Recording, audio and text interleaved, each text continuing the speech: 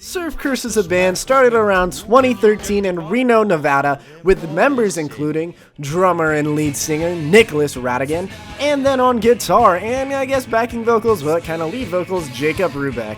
So today we're going to see how this two-piece started far from the beaches of California and how they would eventually call this place their home. This is Surf Curse, a history.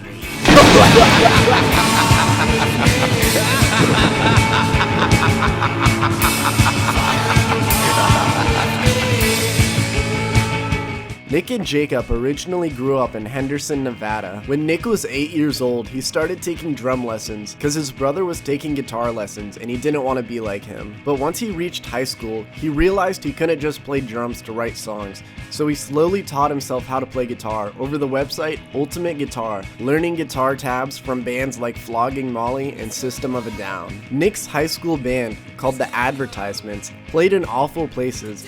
Like they once played at their local coffee shop where he was heckled by a bunch of people and they were yelling homophobic slurs at him. And his parents were actually attending that show. Alright, so let's go back a little bit. Nick met Jacob while in 8th grade. Because Nick thought he was really intense, because he would come over to his lunch table and he would talk really fast and pretty much say fuck every other word, but he thought he was super cool. When Jacob also was younger, he had a project called Lonely Fox, with an album titled Satan Loves to Hate You, and he even had a song that would be on the first Surf Curse record called The Smell Saved My Life. Jacob would post all these songs on MySpace, and Nick would eventually stumble upon it, and Jacob's background was the Velvet Underground, and Nick also thought that was really cool, so they started hanging out. Also, I just posted a video on the Velvet Underground, go check it out, link in description. They would eventually start a band with their mutual friend, but Jacob would eventually get kicked out because they said he wasn't really good at bass, but Nick and Jacob still hung out because they were really good friends. Jacob was actually kicked out of the band on Nick's birthday, but they would eventually part ways after middle school because they both attended different high schools. When Nick finally left his band, The Advertisements,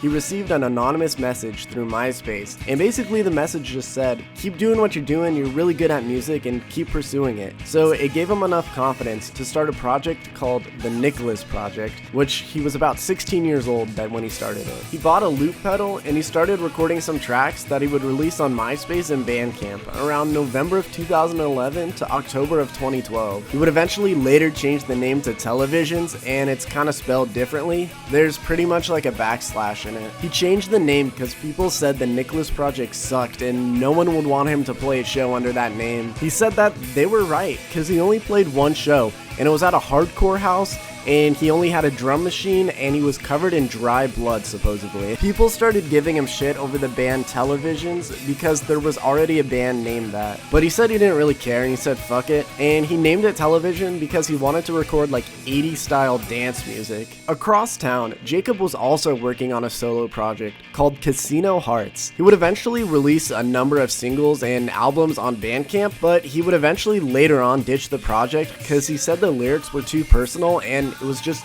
too hard for him to listen to. After high school, Nick and Jacob would reconnect because they would attend the same college in Reno. They would eventually start jamming together in the basement they were living in, and they started playing under the name Buffalo 66, which was inspired by Vincent Gallo's movie made in the late 90s. They also named the band on Thanksgiving. This band was really interesting because they would be inspired by a lot of movies and would eventually name their songs after movies, and I'll get into that later. Nick said he wouldn't have the same taste in music if it wasn't for Jacob. So they kept jamming, and once they slowly got more serious about the band, Jacob wanted to change the name. And they thought of a bunch of names, but they finally landed upon Surf Curse, and they thought it fit really well. They actually named the project after a Brady Bunch episode. I forget what the episode was called, but they basically took a trip to Hawaii, and then I think Bobby stumbled upon like a cursed tiki necklace and all these bad things started happening, so hence the name Surf Curse. I think it was really funny that they named it this because they were in the middle of the fucking desert in Nevada and they weren't around any beaches at all, so you would think that would be a name that a California band or just like, you know, a band next to the beach would name. So they basically would play local shows with Jacob playing guitar and Nick playing drums, and it was really interesting because Nick would play drums and sing, and there's not too many bands that really do that anymore. Jacob found out about this local DIY punk venue in Los Angeles called The Smell. He found out about the venue through Michael Firestein, and Jacob and and Nick really wanted to play that venue, and that was their goal for a long time. So they finally reached their goal, and they would play The Smell, and they were really into Burger Records at the time, and they wanted to be signed by them. And after the show, they met with the Burger people, but they really didn't care much for them, and they were kind of disappointed because they thought Burger signed everybody. It's really funny how Burger was like one of the biggest surf punk, I guess, record companies back in the day, from like 2011 to, I don't know, maybe 14, 15, but it's pretty much a dead record company, and really no one wants to be signed by them anymore. But as they were leaving that show, they were approached by people from Big Joy Records, and they wanted to sign them, and they eventually would put out their first record, and they would eventually get in contact with Andrew McKelvey, who was a drummer in a band called Moses Campbell, but he also ran a small recording studio out of his parents' backyard, which he called it Snack House Productions, and that's where they would record their first two records. And there was a few posts online that said they recorded it at The Smell.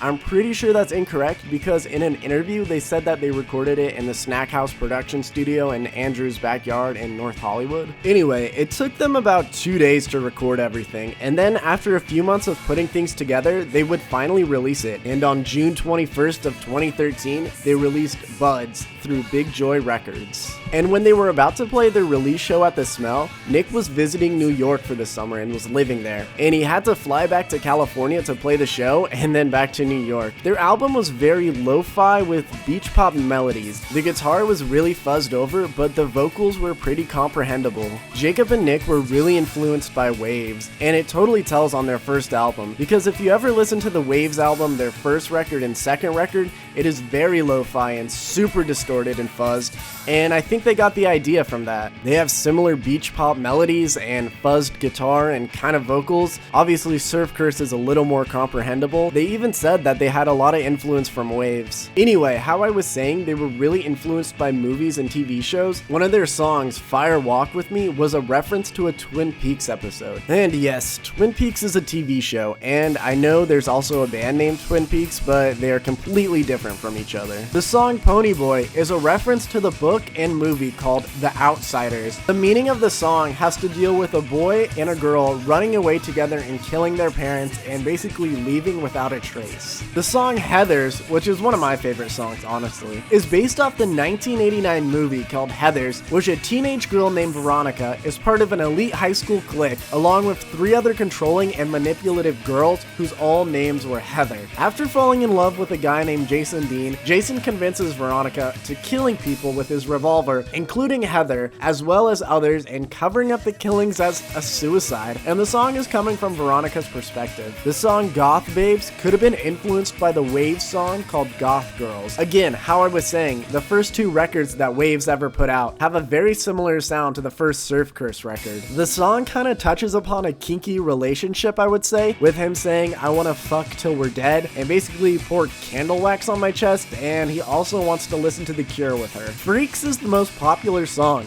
but also the most ear-piercing if you listen to the guitar. The narrator is basically saying how he made a lot of people mad and he feels sorry for them, but he wants them to help him rather than getting angry with him. Also saying that he's been crying, and basically crying causes unwanted attention, and this is even a bigger problem for freaks or people who consider themselves outsiders. People who try to help them are most likely people they don't know very well. The narrator just wants to dream and remember simpler times with his significant other. Rather than dwelling on the past, he doesn't really want to face his new life. The Smell Saved My Life is a song written by Jacob, and it basically is saying The Smell, which is the DIY punk venue, saved his life. The song In My Head Till I'm Dead is a reference to the 1997 movie Lolita. It's about a man who falls madly in love with a 14-year-old girl, and the two of them drive across the country, staying in like hotels along the way and engaging in sexual acts. It's in perspective of the man and his insanity towards the girl. Alright, so the intro song Chloe Kelly, I tried so hard to find out what this song meant and if it was a TV show or a movie. All that came up was a soccer player named Chloe Kelly, but there's this picture right here, which is basically on the Genius Lyric website, I guess you could say, and it's on other places too. So I don't know, I assume this is Chloe Kelly. If you have any idea who the fuck she is, put it in the comments. The cover photo of the album was taken by Jamie Manels, so they would play a lot of shows including The Smell, and this album pretty much didn't blow them up, but it got them a good amount of attention. Also later on, Nick would move to New York because they were touring up there one time and Nick said he loved it and just didn't really want to leave. A lot of people thought Surf Curse was over because they were so far away from each other because Jacob was still in Reno, but obviously it was far from over because when they reconnected again, they recorded another EP with Andrew. And this EP would get them really popular, and honestly, some people consider this their best work ever. The album Sad Boys came out on October 30th of 2013 through Big Joy Records. Literally released about 4 months after their first LP. The EP would only consist of about 6 songs, and personally I think this was Jacob's best tracks he's ever sung, and I guess recorded and wrote. Like Haunt Me and Beach Whatever and Skull Grinder are all my top favorites by him. The song Beach Whatever is written by Jacob, and I think this is kind of funny because their name is Surf Curse and this is their only beach reference in like anything they've ever written. A lot of the songs Jacob sung were pretty much talking about him being nervous with girls but wanting to be with them and just anxiety with them, I guess. Nick's songs are kind of about mistakes made in relationships and ones he loved but not really wanting to be with them. Songs like I'm Making Out With You, wanting to break things off with her, My Tongue Is In Your Mouth but I Was Thinking of Someone Else. Woo! That was a fucking burn right there. Man, that song, that's gotta be the best lyric in this whole fucking, like, Surf Curse, like, any of their albums, honestly. Anyway, Forever Dumb is the final song on the track, and honestly, it's the most popular song that I think they've ever really recorded. And it's very soft, but fast at the same time, and just relaxing. The narrator of this song is pretty much saying he has no idea what he's really after, and is this really the right person for him? He is staying forever dumb, constantly confused and conflicted. One of the most popular things about this album is a lot of people wonder where the hell was this photo taken. So let's go on a little journey.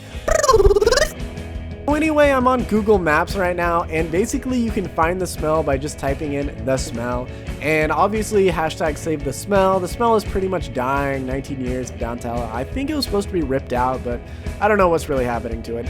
Anyway, so I'm gonna help you guys find where is this Surf Curse location. So anyway, this is basically just gonna be a generalization on how to get there if you don't know how to get there. Anyway, again, look up The Smell, you can find it.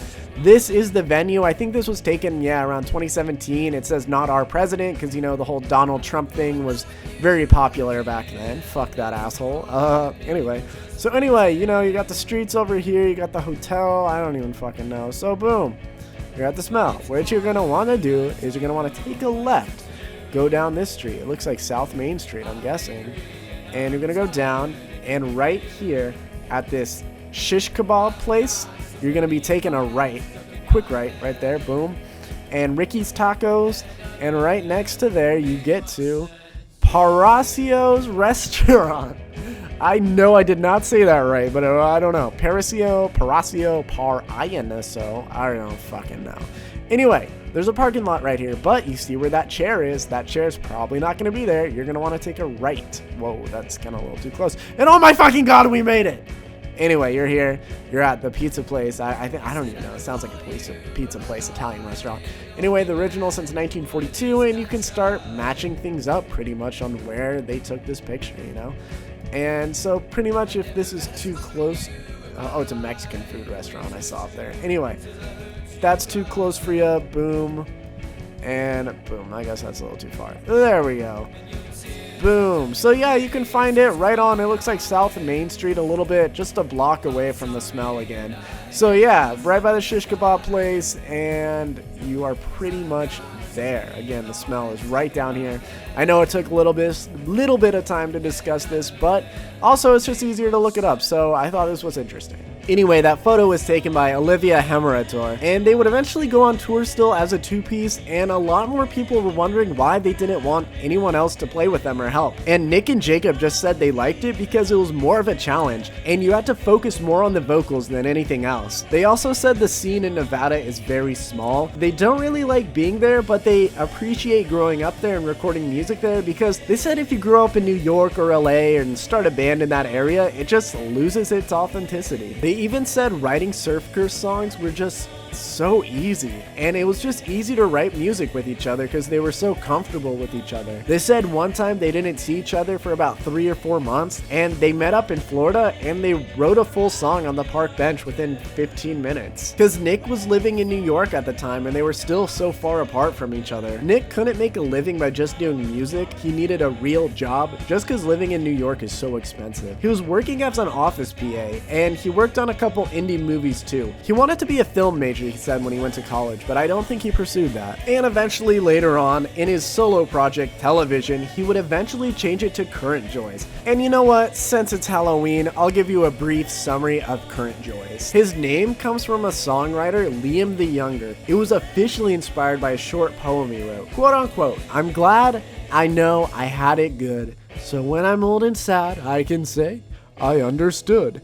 It was easy as being free." Current Joys is just a poetic way of basically being present with music and yourself and what's happening around you. Nick also suffers from generalized anxiety disorder, which is a severe ongoing anxiety that interferes with daily activities. And playing music and writing songs just keep him grounded. He loves Current Joys because he can test the limits for sound and songwriting. Alright, so getting back to Surf Curse.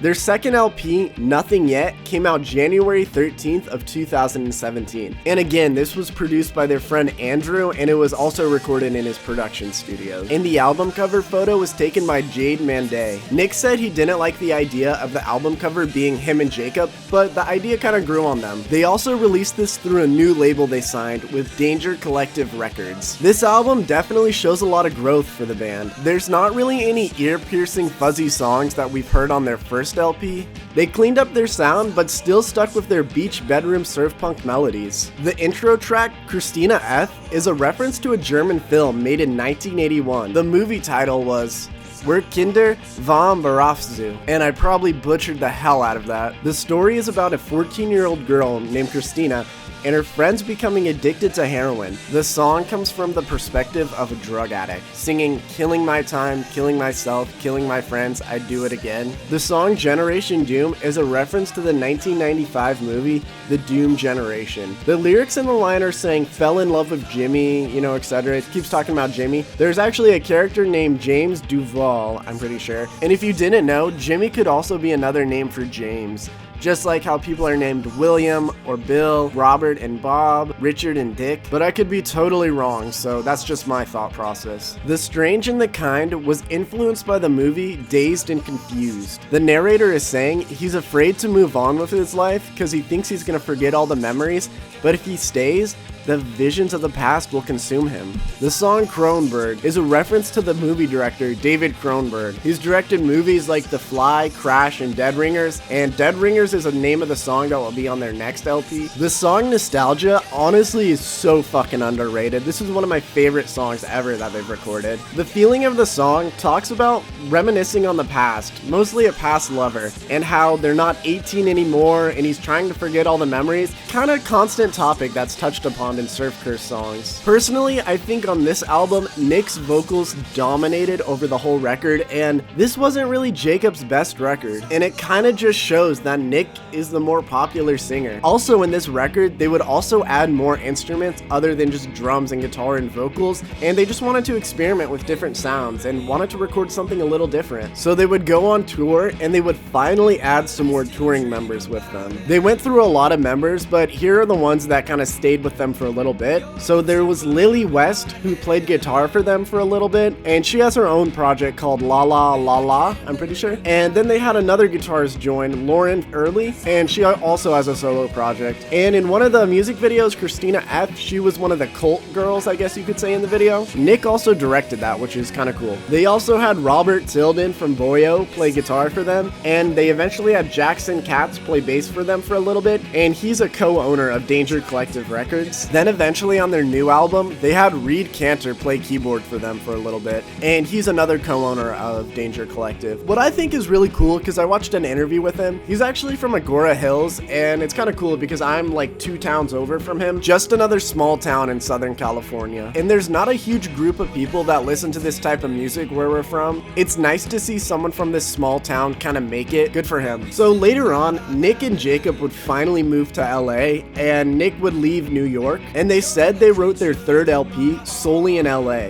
Their third record, Heaven Surrounds You, came out September 13th of 2019, and it was recorded and produced by Jarvis Tangery. I'm not sure if I said that right, I'm probably butchered it. I think I butchered a lot of these names, so sorry. This record also came out on Danger Collective, and what was really cool was this was their first album recorded in a real studio. Most of the recordings were recorded in the fall of 2018, and this album was really inspired by cult films that they have cherished over the years, and this was a step in a completely new direction for them. Jarvis was actually an indie music producer, and it totally makes sense because the record is very indie and very different from what they've done before, but honestly, I really enjoyed this record. My first listen, I was kind of taken back a little just because it's not really what I expected from them. After a few listens, it just kind of grew on me, and it honestly has a little Beach Fossils sound. The only kind of surf rock song I would consider is Disco, and it's kind of indie and surf punk mixed together, I think. But other than that, the rest is just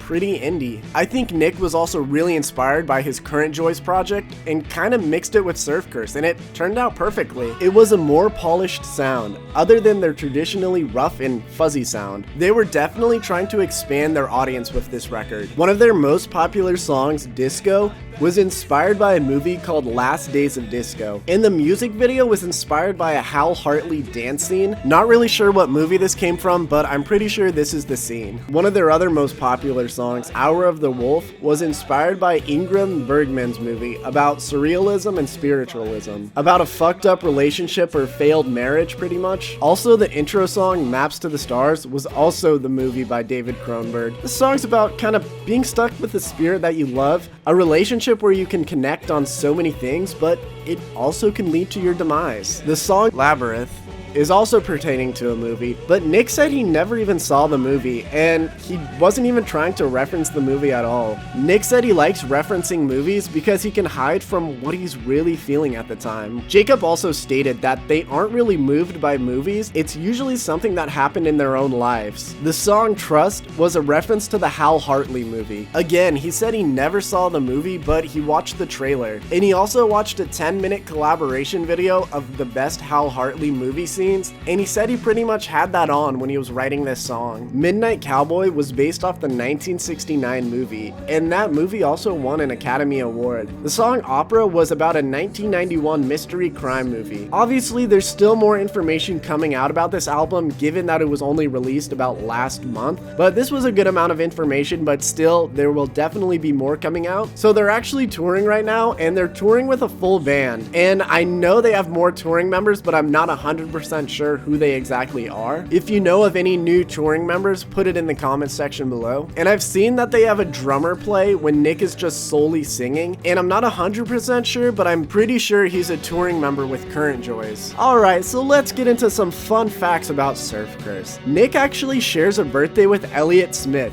and Elliott Smith was a huge inspiration for him. He actually bought a guitar right before the 14th anniversary of The Smell, and he actually saw the band Spoon in the Guitar Center that they were at, and I'm pretty sure his guitar got stolen later on. Girlpool actually gave Nick and Jacob their first tattoos. Nick got Just Try, which was actually the sticker on the guitar that was stolen, and I'm pretty sure Jacob got one of Yoko Ono. And Nick actually directed the video 123 for Girlpool. He co-directed it with someone else, but he said he prefers doing it alone. Nick actually worked at a radio station while he was in college. And again, they also have side projects. Jacob obviously having Casino Hearts, what eventually died. He has Gap Girls that he records. I think they got an album. And then Franco Years. And Nick obviously has Current Joys and another side project called Devil Worship. And they actually covered a song called Last Train Come and Gone. I'm pretty sure Jacob shot this stop motion film of his brother Hunter around 2008. Alrighty, let's get into my top 5 favorite songs by this band. Anyway, we've got Beach Whatever and Forever Dumb off their EP Sad Boys, and then next we've got Nostalgia and All Is Lost off of their second LP, Nothing Yet, and then lastly we have Disco off their third LP, Heaven Surrounds You.